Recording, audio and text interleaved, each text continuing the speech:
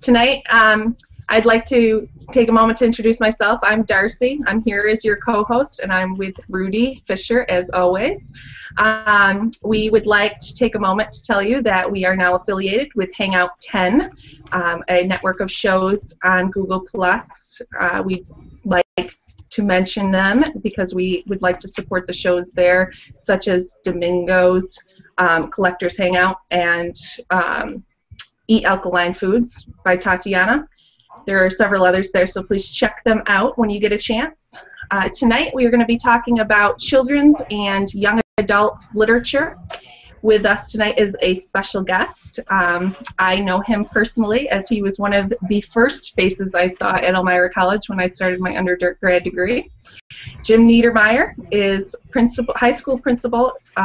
He was an English major and former teacher, and he is here tonight to talk to us about what makes for good children and young adult literature. But for now, I'm going to turn things over to Rudy to introduce the rest of our panel. Okay, well, the second person that we really have here as often as we can is Jim Ault. Jim, thank you for coming tonight again. Hello, and thank you for inviting me back. Our pleasure. And then we have our engineer, Matt Frost. Matt? Thanks for having me. Okay, there you go. The last man is still missing, and I'm hoping he will join us shortly. And that will be my son, Mike, who is our producer. So with that, let's get into the show. And Darcy, where do you want to start? Well, let's start again and introduce Jim once more. Jim Niedermeir. Is it Farmington High School? Is that the name of it? No, it's actually Red Jacket High School. Red Jacket, okay. Yeah, it's in Shortsville, New York, which is a tiny town near Canandaigua, New York, for anybody who's familiar. Okay. And you've been principal there for how long? This is my second year as principal. Before that, I was a technology director for a couple of other different districts, and then I was an English teacher before that for about 8 years. Excellent. And tonight we're talking about children's literature, and I thought, you know, it would be very fitting to have someone on here that works with children every day, and you likely have a little bit of pull, or at least input, I'm assuming, into some of the books that make it into your school. Is that right? I have some leverage, yeah. Yeah. Are there any particular authors that you're a fan of as far as children's books go? Well, so when you asked me to be on this, I thought that I was kind of chuckling to myself, because one of the things that I don't consider myself to be a real big proponent of is YA books. Okay. I tend to think that a lot of the stuff that's written for kids is patronizing, and so I look for stuff that's complex and stuff that, even though it sounds a little funny, but stuff that has some controversy, some kind of topic to discuss, and also we're looking for stuff that is representative of a bunch of different cultures and points of view. And so I know that when I started teaching English, I came into my classroom and I had a box full of books written by dead white British and Russian guys, and I had to put something together with that, and so it really wasn't a lot of diversity. And so now it's been a nice thing to do, to slowly build up a program so that you're actually representing different points of view. And now, actually, the state of New York and a lot of other states who have adopted this Common Core thing that you may have heard about in the news, one of the things that is nice about that is a lot of the books on their lists are also have that kind of representation in them. That one of the things that I was scared about when you talk about somebody handing you a list of books is that it's going to be that same old thing where it's going to be a bunch of you know, white guys who, and so the representation is very, very minimal. But what really hasn't been like that at all. So I'm excited about what's coming, and I'm excited about what kinds of things we're doing now. But you know, if you're looking for like what books do I think are really good for kids, I still think that there's, I don't know. I'm still looking at the same kind of books that you would look at for adults, Right. but I try to limit profanity. So I mean, that's really the main difference for me, is that there's some topics that you can talk about. Actually, I don't think there's anything that you can't talk about in a high school classroom, but there's some things that I don't want to explain. I can't justify like gratuitous profanity. And so no 50 Shades this year. No 50 Shades. We're not going to do that. But we used to do Huck, and we talked about race a lot, and we did it in with a lot of detail. And I've done it in mixed classrooms as well as like predominantly white classrooms. We do stuff like that. We do books like Toni Morrison stuff that deals with some difficult stuff, and some other works that tackle rape and incest and all kinds of stuff like that. So I don't really think that I guess I don't really know what it means to be like a YA book. Right. Maybe so. I don't know what the definition is. Okay. Well, YA it stands for young adult, and I think that a lot of people get really caught up in labeling their books. So YA and it's the same thing with new adult. New adult has gotten itself attached to a certain segment of the population, which isn't the case. It's supposed to be young adults. Young adults are considered 12 to 18, and then new adult is in the age range of like 18 to 25, just kind of getting their feet wet. So YA is really anything that aims itself at a population between the ages of 12 to 18. Yeah. So, yeah, I think that like a lot of times what you see is like it works with a protagonist who falls in that age range, gets labeled as YA, and I think that in some cases that's appropriate, in some cases it's not, and like I don't think that you necessarily need a protagonist in that age range to be a book that's appropriate for young adults, because I think that kids are actually really capable of understanding a lot of complex adult themes. If I could share a story with you, so I was home today with my daughter who's 6 and she's in kindergarten, and we were watching the movie Up. Are you familiar with the movie Up? Yeah. And so I don't know. I don't even know if I can talk about it without crying. But if you're not familiar with the movie Up, the beginning of the movie starts with a montage of a guy who basically grew up with this girl, and she became the love of his life, and then she ends up dying in this montage, and then it's really about the depression that he has after she's died, and so it's an elderly man who's living alone and is dealing with not being with the love of his life. And it's heavy. I mean, it's heavy for me. I remember seeing it for the first time and just like crying.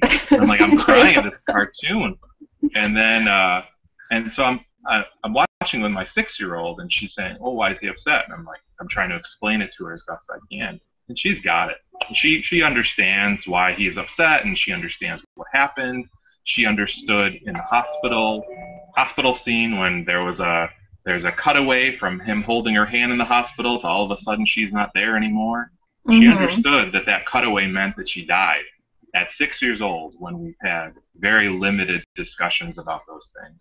So I think and I think that's one thing that Disney and Pixar have done really well. I mean, as much as people like to criticize some of the old Disney films for what they've shown to children, I think that's what they've done well, is taken topics that are touchy to even the adult crowd and made them accessible to children. Yeah. Do you think that there's a lot of books that do that today? I mean, new authors? That will approach certain things, and I don't know. I don't see a lot of. I think that there's like usually the YA stuff that you'll see is like you'll see like a controversy du jour, like a contemporary controversy, and so what ends up happening in that book is it becomes kind of one-dimensional, and so you have a gay character who is discovering their sexuality. And so what happens in the book is it ends up limiting the gay character to just the study of that gay character's sexuality.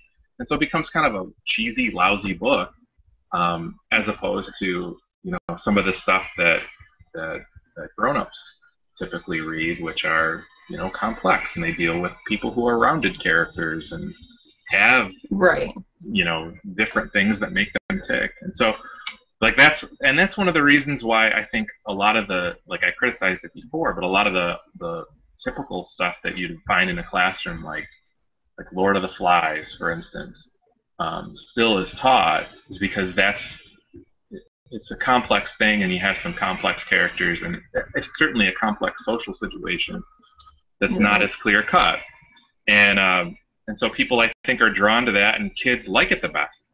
And also I'll tell you that of all the things that we would teach, we would have Stargirl, a unit on that, or we still did Catcher, and we still did other books that were kind of aimed at impressing teenagers, I guess, at trying to engage them into the conversation. But still, the thing that they liked every year was Macbeth. And when I did Othello, the thing that they liked best was Othello. And it's so weird that would be the case. But no matter who you talk to, in my school at least, that's what happens. And it's because they had to struggle through concepts that were difficult. That was the thing that engaged them, not the fact that there was a 13-year-old protagonist who was dealing with body image issues or something like that. Right. Well, it's funny when you mentioned about the YA and that you really weren't totally on board with that. Yeah. Reading about it lately, especially on Google or Facebooks and stuff like that, apparently you're not alone. And you're going to find out that I'm not an author, even though Darcy and I wrote a book. She wrote the book. I told the story. Okay. So I'm not an author. I'm a businessman, and I can almost equate what you're saying to business. If you start a business that has a lot of competition, the best thing you do is you reinvent yourself with a new name, and that's almost what happened here. Because YA has not been around. Either one of them has not been. NA or YA has been around that long. Because otherwise, we wouldn't be talking about who invented it. But the thing is, I agree with you.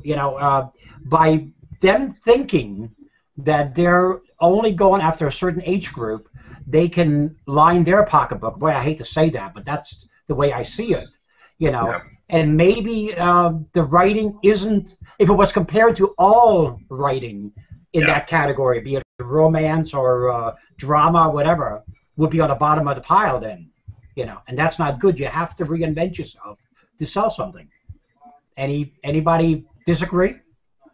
No, I think you guys are right on. I think that that's a lot of the problem that's happening in the industry right now, is that people are getting so no, you know what it is? I think that the market gets so flooded that people feel that they need to push out ideas quickly in order to get out there. That people are pushing things out more quickly. Jim, maybe you'll agree with this. Have you noticed that the quality of books out there is not as good? Not that there's not a lot of great books out there, because I truly believe there are, but that it's so flooded with these ones that haven't taken the time to have proper editing done, and that really haven't made time to make it solid content. Yeah, I think that there's still awesome stuff. I mean, there's still a lot of stuff to choose from, and I think that the thing that excites me the most are nonfiction options for kids, and how great the field of creative nonfiction has become. And that was one of the interests that I had when I was writing, was creative nonfiction, and that's just because that's what I was reading. And now I'll find myself gravitating toward that now too. I just think that there's a lot of things other than novels that are coming out that are phenomenal. But I still think that there's a lot of good fiction. And if we can go back, I want to go back to Rudy's point too about just carving the market, and when you compare a YA thing to something that you wouldn't consider YA. So I'll bring up probably the most popular YA title in the last however long was it's got to be the Harry Potter series. And I mean, that's what I think of when I think of children's or YA books. I think of that series first. And although I enjoyed, I read all those, and this is just for Darcy, but I read all those like sitting in the Mark Twain study when I was working during the summers. I read all those books sitting where Mark Twain sat. I read Harry Potter. And so I did it over the course of a summer, so I was desecrating it. But so anyway, so like that work is fine, but it's essentially kind of a derivative series, right? So it's like it's a little bit of Tolkien, a little bit of I don't know, some other things kind of dashed together. Like the thing that makes the Harry Potter series interesting is the fact that like, I mean, even all the stuff, like the orphan thing, all that stuff is very kind of rote, paint by numbers, adventure story. But the fact that he was kind of like an abused stepchild and stuff, and those were bookending the early books, that made that kind of interesting. The fact that it was kind of, I don't know, there was a little bit of dark humor happening, that was okay. And then as the series progressed, it really got into just the same fantasy tropes and the same everything that every adult fantasy book takes. And I mean, it wasn't written. I mean, it's kind of, I don't want to like criticize somebody who's made like a cajillion dollars, but I mean, it is a book that is written at a very low level, and it's not very challenging on any level. Like either my understanding of what people are, or even linguistically, it's not really challenging. It's cool. Okay. I mean, I still like it, but I mean, if I could give a kid I could give a kid Lord of the Rings, or if I could give a kid Harry Potter and the Half-Blood Prince, I'm gonna go with Lord of the Rings every single time, because it seems like it had a perspective that was unique, and it's not totally recycled. Well, the actual Lord, I mean the Harry Potter series, was that actually written to become a YA book? Because if you look at the facts, that book was rejected the first time. It went to the slush pile. Yeah. And then a secretary picked it out of the slush pile and took it to another agency, and that's who actually ended up publishing it. Now, did they reinvent themselves and said, hey, this is too much for us to go against what we've been doing. Let's come up with this new thing, and we gear it towards the young adults. I don't think the author ever had it in mind what she was writing for. She was just writing a story, and like you said, it was done what she felt comfortable at. Yeah, and there's other things too that really get thrown into the YA heap too. That so some of it is bad adult fiction. Some of it is really quality stuff that's written for that age group, and there are things out there like that. And then the other thing that gets lumped in there now are graphic novels and things like that. And I think that's really unfortunate too, because like if you go into any library, you'll find all the graphic novels in the YA section. And if you pick up one of those graphic novels and look at it, you probably wouldn't think it was suitable for a kid. And so that's happened because people have this perspective that comic books are for kids.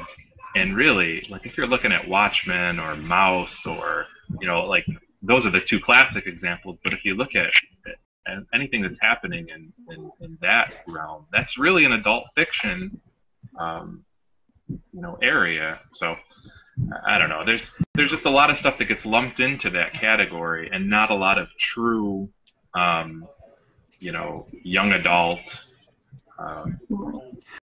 So here, let me ask you this question then. One of the things that I often wonder about, especially in, I want to say like junior high ages, when I was reading at that age, I tended to choose books that were probably outside of what would be considered that age group, and I think a lot of the reason why is because you want to read about older characters. Right. Do you think that's part of the reason why some of these adult fictions get pushed down, is because there's that age group that's more interested in reading about older characters.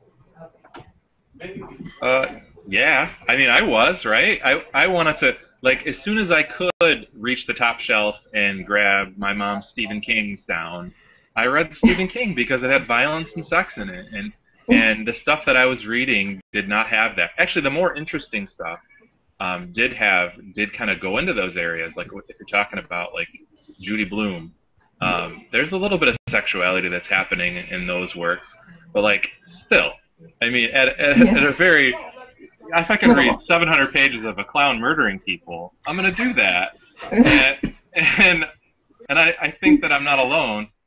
And so to think that a kid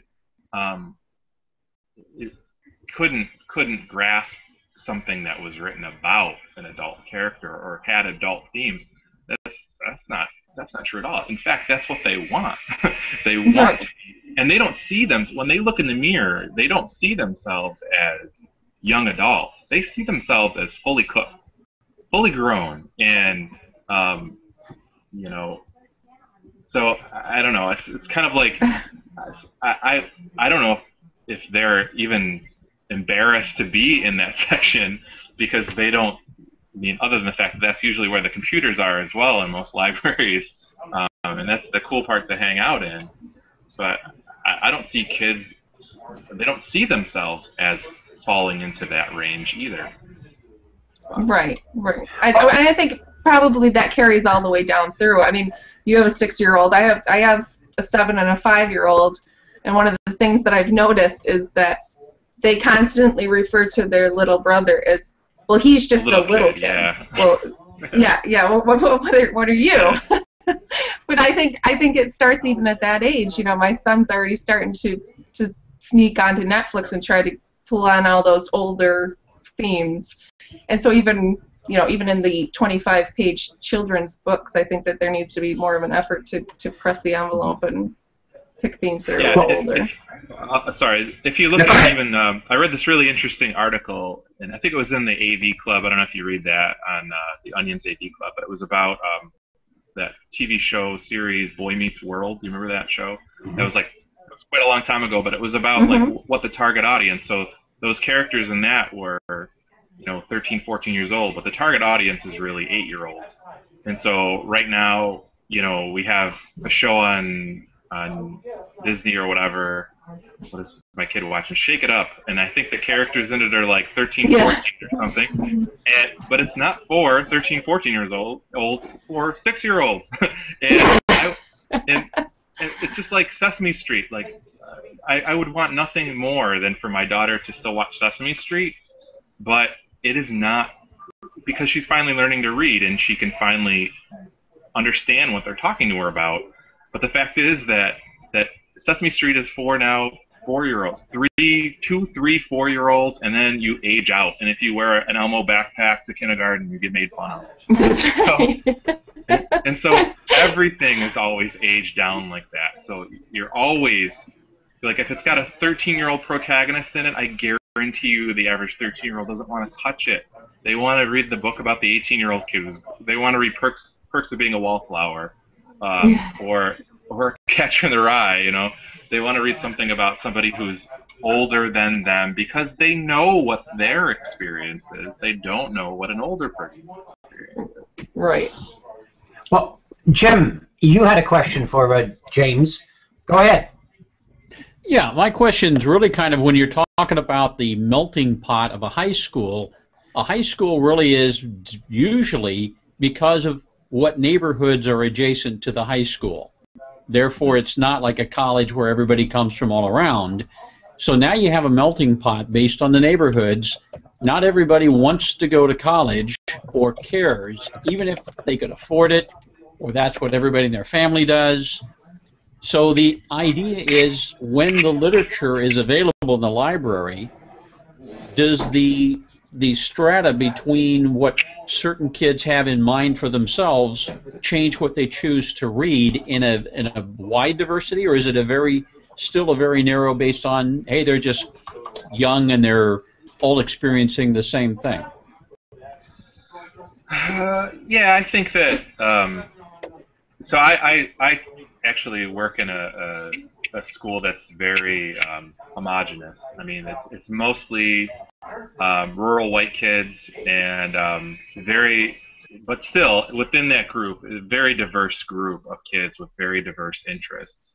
Um, you know, and so I think that wherever you go, you're going to get a really wide range of readers and interests and things like that. So you'd find the same classroom libraries in an inner city school that you find in my school, just because there's a lot of people who, and plus, like, now culturally they're influenced by a heck of a lot more than their neighborhood.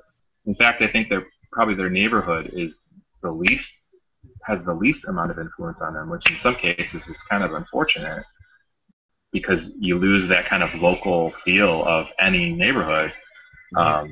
But they're influenced by pop culture. So I have rural white kids coming in with a vocabulary that's influenced by hip hop, and a vocabulary that's influenced by whatever's contemporary. They don't even really watch TV or movies. Whatever's on the internet that they see, and whatever's playing in video games, like, that is their culture. Right. And so they have the same culture that teens around the country have. So I don't know if that answers your question. Yeah, it's just that when you talk about a whole group of kids, like when I went through school, it was college prep, where we took all the algebra and higher math, and we prepared with English literature because we were going to go on to college, and we had to pass the exams and be prepared. And then the other kids said, but I'm going to just be working for my parents at their business, or I'm going to go get this kind of job. I'm not going to go to college, so I don't need to read all that highfalutin stuff. Yeah. Even though it wasn't necessarily highfalutin, they just thought of it that way. Is that category? No for me. And I wonder if that's still today with the internet, like you said, everything, all the influences are all mixed when they walk outside their neighborhood or sit down to their computer. How does that shake out? And I think you answered that fairly well. Thank you. Yeah, you still get the same thing where kids don't want to read it. If I'm asking you to read it, kids don't want to read it. And so I think you're always going to have that. But the interesting thing now, and I think that there's a big disconnect between kids who are in school right now and teachers who are in school and have been teaching for a long time, is that I think teachers don't necessarily understand that even though the kids still don't care about the book that you're trying to get them to read, they read a lot, and they read a lot more than most people ever have, and write a lot more than most people ever have. And so most of their communication is actually written communication. And I mean, they are consumers of language at a level that has never occurred before. Right. But it's just a different kind of language that's not edited, that's not peer reviewed. And, that's what I was going to say. And so it makes people really uncomfortable that is the language that you're looking at, that immediate stuff. And do you think that will change literature, the way that kids speak? And I mean, because that's been one of the hot topics. If you read a lot of websites and news articles and things like that about this topic, and one of the things that keeps coming up over and over again is the fact that these children write and talk in such a different way than we ever have before. Do you think that will eventually influence literature? Yeah, I think so. I think it has, and I think that right now I'm going through the Wool series. Do you guys know that series? Wool? I don't. I saw that you mentioned it. I'm going to have to check it out. Yeah. So if you want to talk about just pure business stuff, so this is a guy who was an indie writer who, I think he had a couple of things published by actual publishing houses, but he just ended up independently putting up this short story as a Kindle single, and he sold like really, really well. And so other publishing companies kind of got the message that he was putting out all these books in this series, and everybody was wild about him, and he was making a ton of money, and they wanted a piece of it, and they asked him and tried to sign him to a traditional contract, and he said, no, you can't possibly pay me what I'm making by just giving my stuff, by selling my stuff as Kindle singles. And so what ended up happening was this guy, who now published his own series. He actually did just sign away the print rights to his books, but he retained the digital rights. And that's the first time that's ever been done, where somebody has retained their own digital rights. And so now he can still continue to do that kind of thing, even though they're going to just put out the book so that they can make their piece of it too. And so, like, in reading those books, what you'll notice is sometimes things are misspelled, and also there's a couple of like characters that I would happily, as an ex-English teacher and an somebody who wrote, just draw a big red line through it, because it detracts from the plot and it's extraneous, and there's phrases that he is in love with. The guy's name is Hugh Howey. There's phrases that he's in love with that he'll use again and again, and it's repetitive. And so already it is not as clear, it's not as clean as we're used to books being, but it's a heck of a lot more immediate. So I don't have to wait a year for the next one to come out. People just ask for one. They say, hey, we want another one. When can this come out? And as soon as he's done, it's up. So he started writing this, I don't know how long ago, but I mean, I'm on the fifth one. I'm on the fifth book, and I noticed that there's like a ton more. And so I guess you trade. Do you want it totally clean, or do you want it immediately? And I think that what's going to happen is that you're going to really fail as an author if you aren't able to provide it immediately. Yeah, I think that's one of the biggest things that a lot of people are debating right now, is because I know, I read endlessly, constantly. I go through probably 4 or 5 books a week. And I would say in every one, on average now, I find at least 30 errors. And, you just pick them up after a while reading. You just kind of notice them and you just move on. Characters will be misnamed. They're talking about someone else and they named them the wrong name, or things are spelled completely wrong. Or, in a couple cases, sentences were obviously, like, you can see where they chopped the sentence and went to write something else and never took the other piece out. I've seen that. Yeah. And you get by it, but that's one of the biggest complaints right now with a lot of people that have been around for a while, that people aren't caring about the content as much anymore, or, taking care of the content as much. Well, you mentioned the fact that the words you used was clean, and the other thing was that repetitive. And, I'm listening to that, and I'm thinking my world versus my grandchildren's world. And even speech has changed. Repetitive seems to be a common thing among today's youth. They get a saying that they think is the coolest thing. Boy, am I using the wrong word, coolest, but they will go with that cool over and over and over again. And so why not put it in the book, in a way? I can understand why they would do that. My question, I have one question for you. Looking at your resume, sort of like that you send us, in your graduate studies, you focused on creative writing. Now, how come no book yet? Well, I write short creative nonfiction, and so what was happening was, even as things were getting accepted, they were getting accepted by scholarly journals, and you get paid in scholarly journals, and so you get paid by copies, and so, like, as somebody with a family and stuff, it just was like, okay, what am I doing this for? And I still like to do it. I still like to write, but it's just like, I just thought at a certain point, well, this is not how I'm going to make money.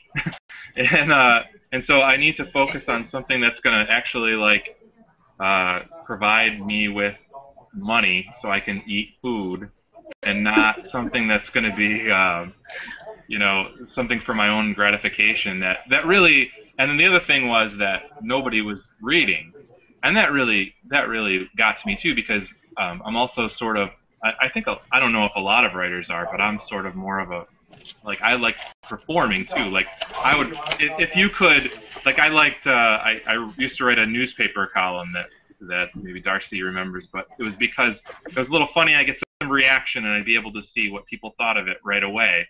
But for me, like, if I could still write and then give the book to somebody else and then just watch them read it, that would be good for me. That would really give me what I was looking for. So, like stuff like playwriting and things like that now are things that I do mess around with from time to time, because that would give me a way to actually see it happen and see what people's reactions were to it. But I can't get over the fact that, you know, if I'm gonna do it, I want like 1 million people to see it.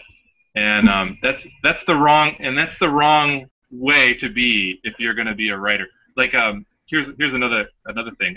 I think that, I don't know if all of you have experience being in writers groups or writing classes where you have like roundtable discussions and you workshop each other's works. And I don't know if I was ever in a class with Darcy when we were in a workop together. I don't think so. I was just wondering. I don't think so. I was awesome at workshops. And then what I realized was that being awesome in a workshop is a totally different craft than being a good writer that people want to read, because I was able to just write for that audience and I could give them what they wanted. And so at the end of the term, I'd have a bunch of stuff and I'd look at it and say, what the heck does this mean to me? Why am I writing about all of this stuff? And it was really to please the writing group. And I think that as a writer, you can really kill yourself by being in that kind of group too much. And unfortunately, that's just the way that grad school and you know, a lot of undergrad classes in English are kind of aimed in putting people in that writers group. And I don't know, you just get involved in the culture. And you know, that's one of the big topics right now too among writers is, you know, so many, including myself. I wasn't an English major. I didn't do, you know, I did a few creative writing courses mostly just because I enjoyed them. Did a few poetry classes here and there, but I was not. That was not my major. And then I found my way into it, and I love it now. But so many of us out there are like that. I often wonder what someone like you thinks. I mean, do you find that annoying? Or No. I'll tell you, like, the best advice, I got a lot of really good advice that I really thought was stupid at the time. And one really good piece of advice that I got was from a professor that I had in a poetry workshop class that I was in when I was just starting college. And he kind of took me aside and said, hey, so you don't need to go on to grad school in English. He said, go to Alaska and work in a cannery, or go out west and walk around and take odd jobs. And he said, if you're going to go to grad school in English, you're not going to have anything to write about. And I think that is something that's really hurt me, like, you know, because my background is limited to this academic study of English and not other things.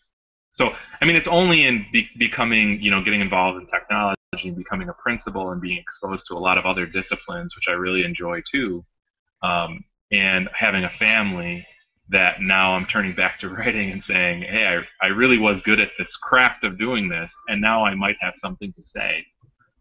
Whereas before, it was me being derivative Faulkner, or I don't even know what derivative Faulkner would be like, but like it was me trying to ape Catcher in the Rye, J.D. Salinger. So I was writing. I'm this kid who was born in I lived in a trailer park in rural New York, and I'm writing stories about growing up in upper class New England, and I'm like, what am I doing this for? I've never had a conversation, you know, with my aristocratic mother. I don't know what that would be like. I can certainly mimic it, but I can't. It just wasn't satisfying. It didn't have any connection. So that's why no book. So, you know, I There's still time. There's still time. Yeah, if you want to read my thesis, I think there's 3 copies of it. It's quite long, and I'll tell you, it's the structure is intricate, and I think because of the intricacy, almost unreadable.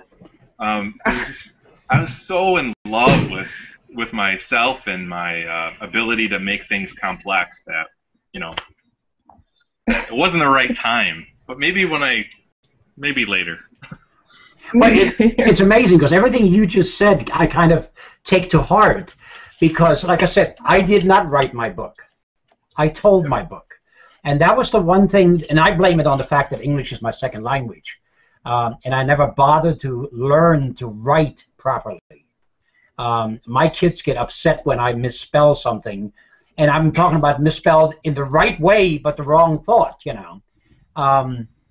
Where I learned a long time ago when I first came to this country, and you will, if you ever read the book that Darcy and I wrote, it gives a little bit of a hint. Germans are not just interested in coming to America for the gold that the streets were paved with, but a lot of them came here to see what real Indians really looked like. And that was my one thing. And I was lucky enough to get involved with the Native Americans on a very heavy basis. And their whole thing was, remember, their language was not written for many, many years. It was passed on in a verbal form. And so I learned to do storytelling, you know. And of course, the government told me that was good to talk because that would get rid of my PTSD, you know. But that wasn't what I was supposed to talk about. But the thing was, and that's what I've done most of my life. You know, I would go to classrooms. I started out with elementary schools, and I would tell my story of coming to the United States, and I would do it in such a format that the little ones really got a kick out of it. You know, they laughed, they cried with me, they did everything else.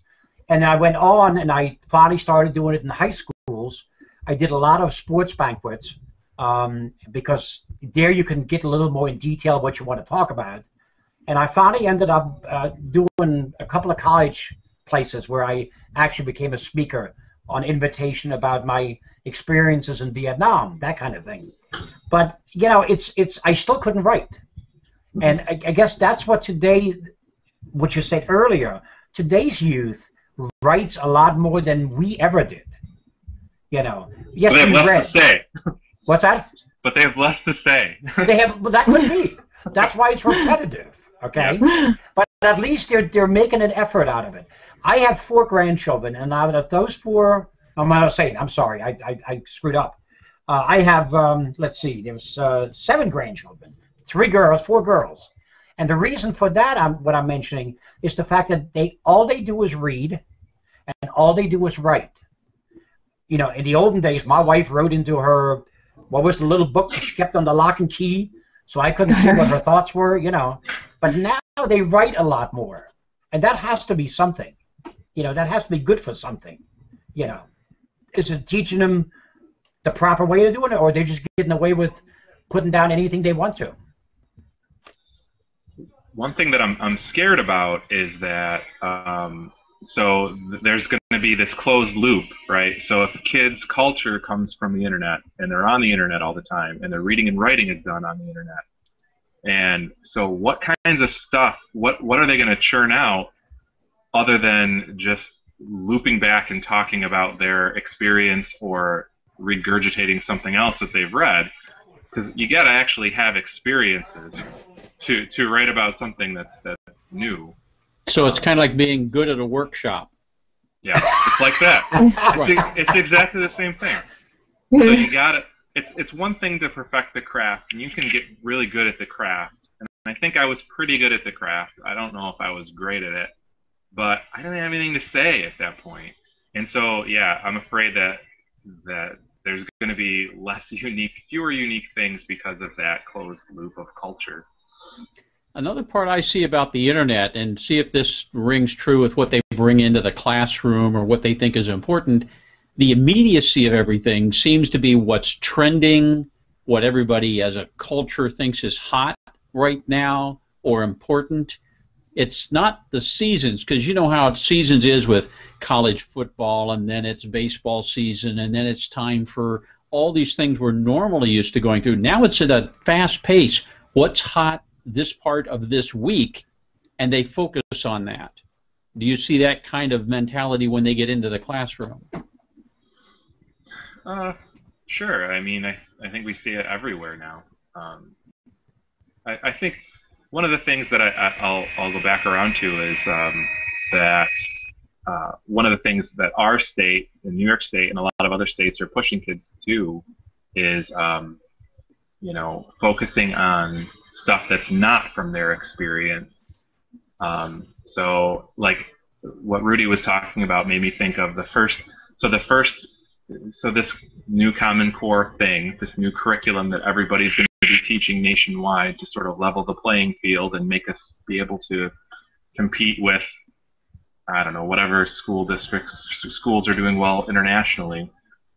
One of the first chunk that 8th graders are looking at is on Vietnam, and it's on like not only like personal experiences of people who are soldiers who were in Vietnam, but also first-hand accounts from the Vietnamese and news reports and all kinds of stuff. So I think that one of the nice things that I'm seeing is that this curriculum, which I initially feared would be a big canned thing that didn't really have a lot of room for diversity, really is challenging and forcing people out of their comfort zones, forcing them to think about things they normally wouldn't think about, and things that aren't like whatever the current contemporary issue is. So hopefully that gets them out of doing that. Now, Jim, real quick, because we only have about 15 minutes left, and this is one of the things I wanted to come back to, actually, was the Common Core. And if I could just... I saw that. I tried to segue smoothly. Did you notice that? Yes. That was very smooth. Smoother than I was doing, actually. What I'm going to do is say good night right now, because I have to switch over to another obligation I have. And I really enjoyed meeting you, Jim, because, well, you know, you're well spoken about more than just being a principal or just, you know, come on. Sometimes these educators come on and they just bash the kids or what's going on with the parents. Yeah, and I heard none of that. I heard none of that tonight. It was more like, how do we build in our schools around a curriculum and nurture it, take care of it, and make it grow? So I appreciate meeting you and hearing what is going on. I'm going to have to say goodnight right now because I do have another obligation. So hope you'll come back on the show sometime, because being part of the panel is just as much fun as enjoying the hot seat. Well, thank you very much. Good night, everybody. Good night, Jim. Take care, Jim. See ya. See ya. Well, you know, the other thing that we were kind of touching on that, I think the only thing I've ever written that I personally was proud of, and maybe it's because of what I was doing. I didn't write a book.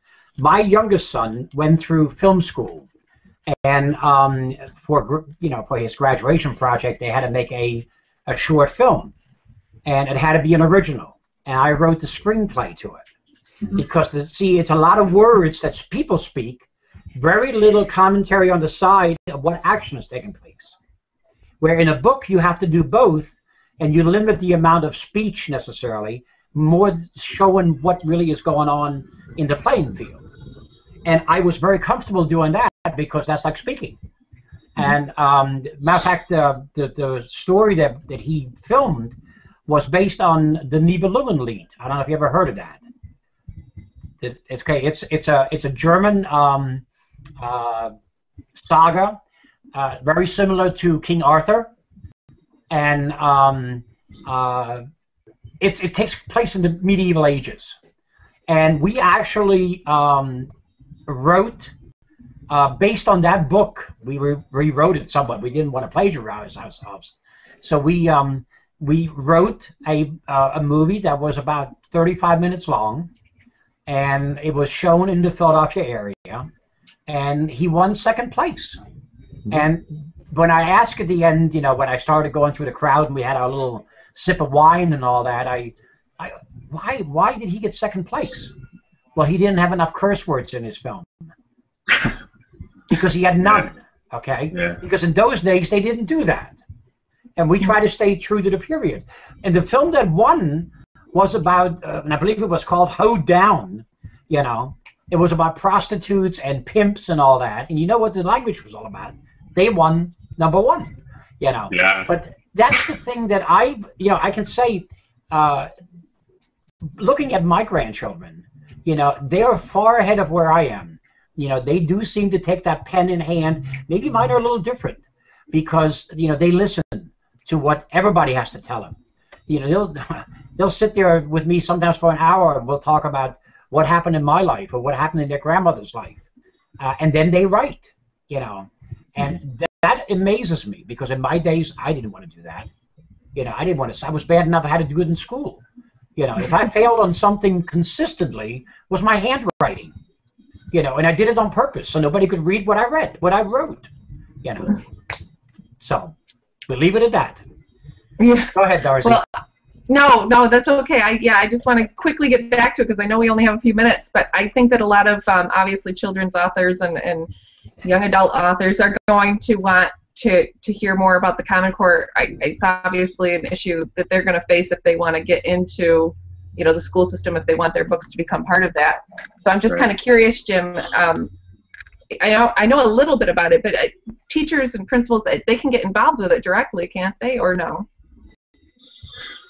Well, it depends on what you mean by get involved with it. So really at a state level, and I don't know how many states are involved in this, but at one time there was something like 42 states were kind of opting into this, and I think that all of them have slightly different takes on it, on what Common Core is. But at a state level, they're really handing out reading lists, and they've never really done that and expected people to actually, you know, look at it. And now the reason why people are looking at it is because assessments might be tied to these units and works, and so we're not really sure what the assessments look like yet. So there might be some freedom to do what we want as we have in the past, and there might not be. We don't really know. And like the one fear that everyone has right now is that this is a kind of just kind of a cash grab from publishing companies to sell more textbooks with different writings in it. And so some of what we see is rearranged stuff that we've taught for years and years and years and occurs in other textbooks. And so it's just going to force schools into buying new textbooks that are just repackaged versions of what we always had. Okay. So I'm a little worried about that, about them deciding for us what the best literature for kids is. However, in looking at what they've selected, it looks like they've done a pretty responsible job, at least so far, because, you know, like I said, there's a lot of good representation, and they look interesting. They don't look like bland works. Right. They look kind of controversial and racy and stuff. The one thing that I'm a little bit worried about is, like, still, I mean, the heart of everything still is the stuff that people have been trying to pad textbooks with for generations.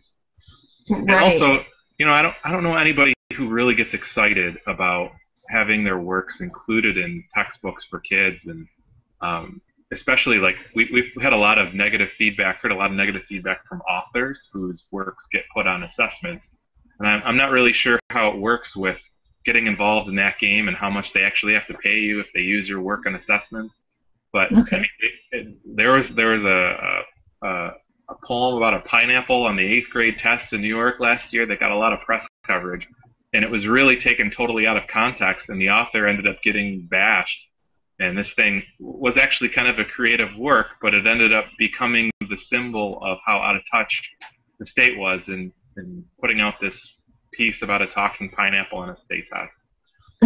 and I know from experience, like, I can remember, like, one of my favorite poems is Dover Beach, and I don't know if you know Matthew Arnold's Dover Beach, but at the end it's a poem about existential angst, and it's really complex, and it's about, you know, it's a guy talking to his wife about what their life is going to be on the dawn of this post-World War everything, and so they changed the last stanza from love, let us be true to one another, to friend, let us be true to one another, because they wanted it to pair easily with another piece that was about friendship, and they wanted kids to be able to write an essay about friendship. And so, like, I don't know. I mean, whoever's writing textbooks and whoever's writing tests really have no idea about literature and what I'm trying to do with it as an educator and what teachers are trying to do with it.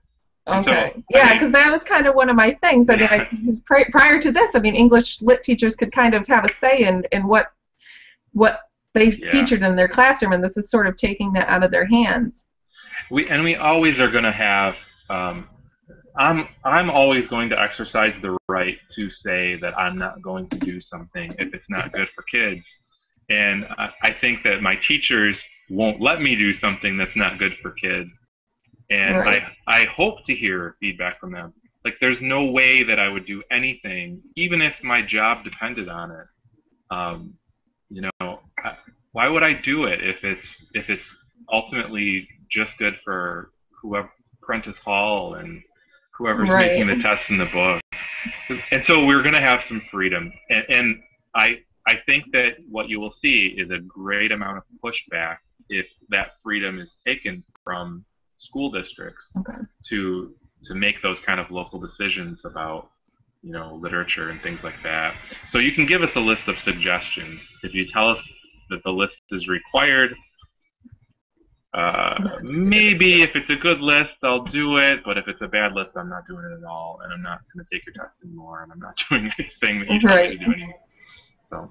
Now, Common Core, is that the organization, though, that they host fairs or gatherings? The only reason I say this is because I had a friend that was a teacher, and she was mentioning it to me actually about Rudy's book, because she was high school history.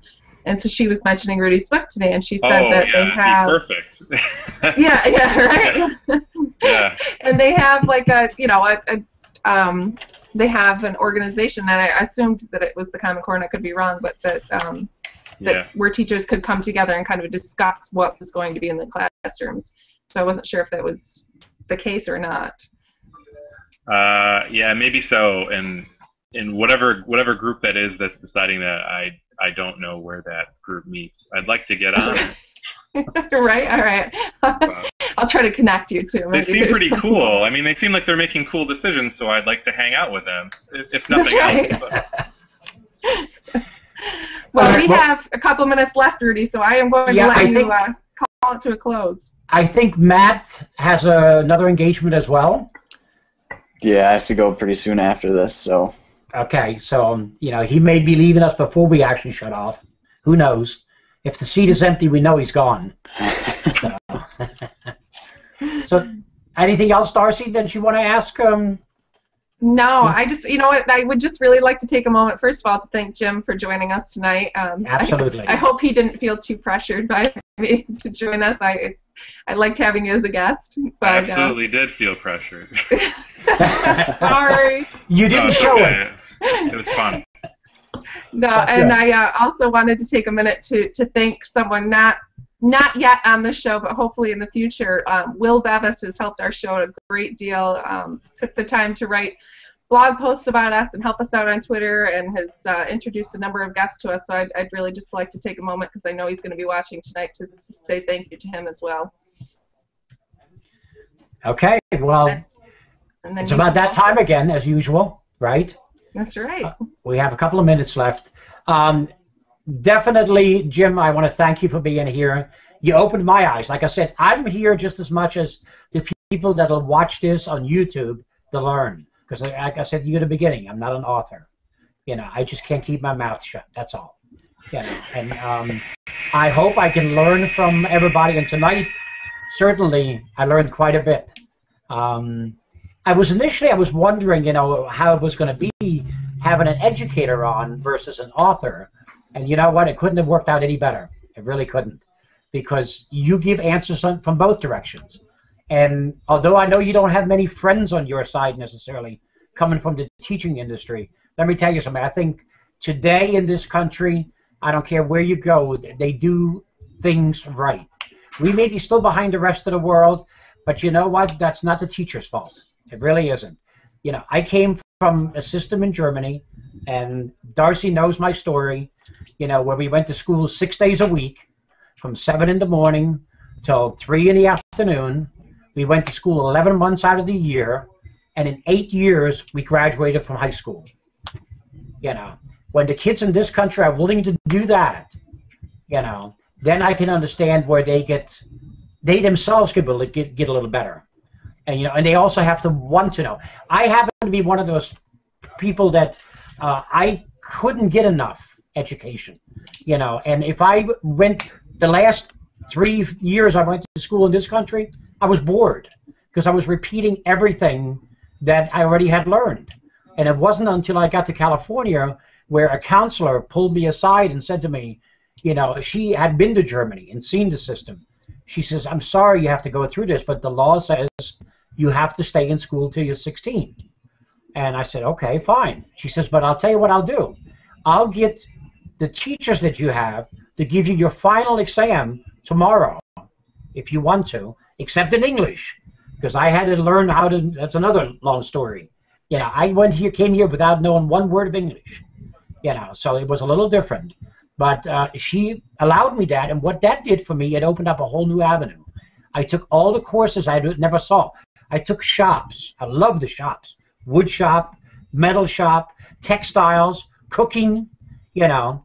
But, you know, and kids nowadays, when you talk to them, when I did a couple of stints with a friend of mine who was a vo-tech teacher, and the attitude that they took in there was like, I just want to get out of here, you know. I've got to do something, so this is the easiest way to get out.